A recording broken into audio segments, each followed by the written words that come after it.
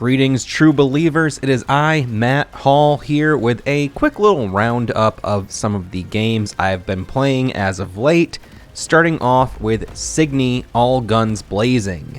This is a game that we were sent a review key for. I played the demo some time ago, and I was super impressed by everything that I experienced. I also remember catching the reveal trailer for this game during the 2020 Future Games Show live stream. That's the same event that debuted the teaser trailer for Dustborn. I've been patiently waiting for about 4 years to get into this game, and while it definitely delivers a visually impressive bullet hell challenge, I had a hard time really connecting with it. Coming to us from Scottish developer Keelworks and publisher Konami, this is a pretty complicated shooter. I was hoping it would be more in line with some classic shmups, but the game is much more unforgiving than most of my favorite shooters. The tutorial does a great job filling you in on how the game works, and I really love the retro presentation here. You've got your standard fire, homing shots, ground shots, air shots, energy shields, and energy for weapons. Honestly, I had a very hard time keeping all of these systems straight, and I don't think I'm the only one. While the game has plenty of positive reviews on Steam, a number of the negative reviews state that the game is just too difficult. Between the constant barrage of enemy projectiles and the advanced combat mechanics, this is definitely a game best suited for more hardcore players. I can't give it a bad review, but I also can't recommend it to anyone who isn't ready to really commit to what might be a very punishing experience. Project Tower is currently in development by the independent studio and publisher Yummy Games. Project Tower is a third-person shooter with a few interesting twists. In some ways, this game does feel like it's just pieced together with assets from the Unreal Marketplace. It has a lot of visual polish, but the sound effects and gameplay aren't really up to the same level of quality.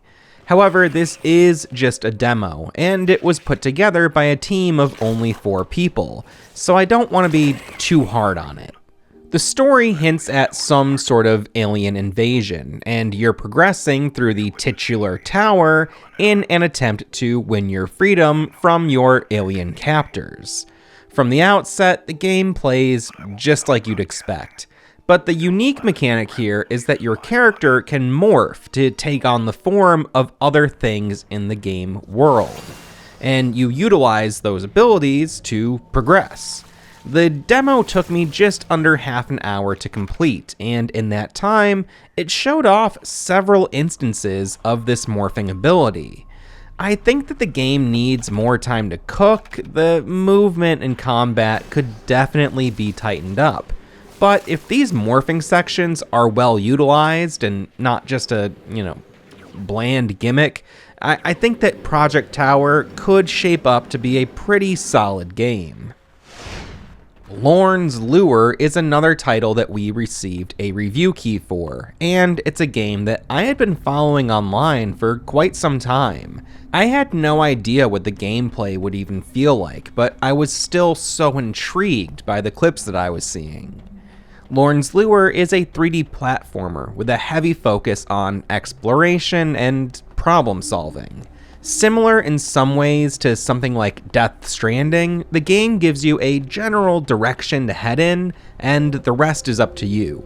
I couldn't believe how intuitive everything in this game felt. I booted it up just to try it out for a few minutes, and wound up spending well over an hour exploring this world.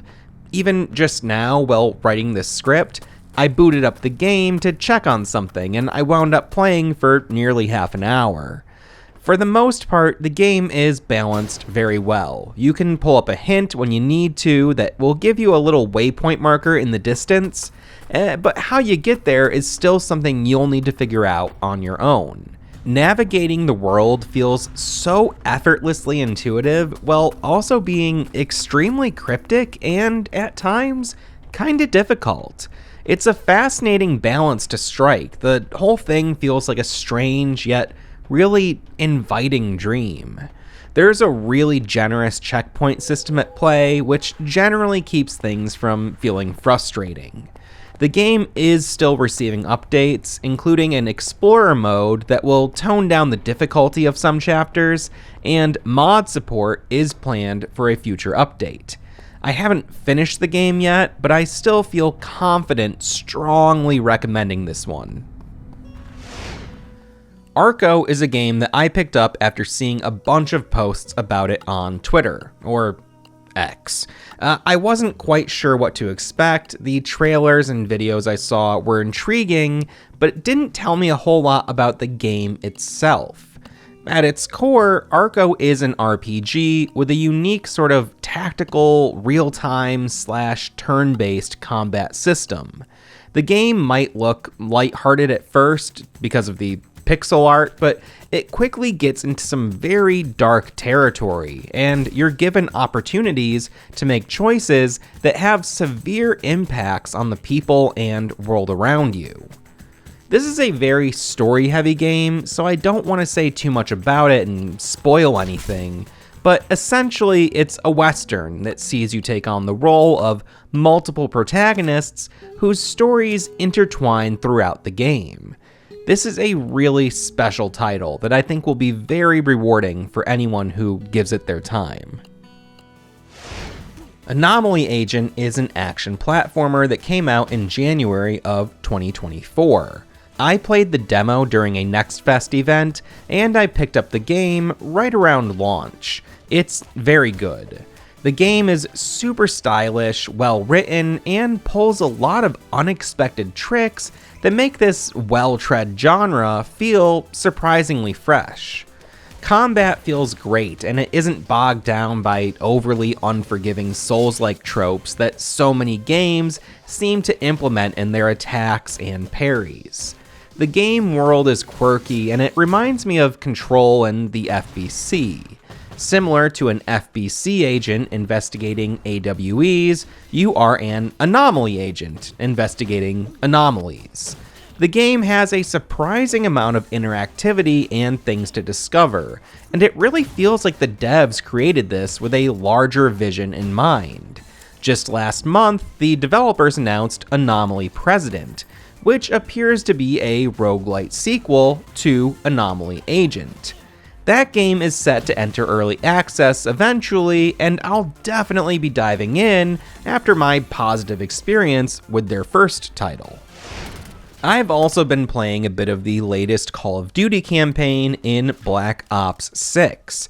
The only other Call of Duty game that I've played was the very first one, which we covered in an episode of Yeah, I've Played. I thought that game was top-notch, and the latest entry is also really, really good. I was totally caught off guard by how varied the gameplay would be. I haven't finished the game yet, but so far, every mission has introduced entirely new game mechanics. The story is intriguing, and even though I see Call of Duty as a sort of, militaristic propaganda series, I'm having a lot of fun with this game. There's a few other titles I've been playing lately, namely Balatro, or Balatro as the developer calls it. Playing a lot of that game. It's good, it's been good, it rules.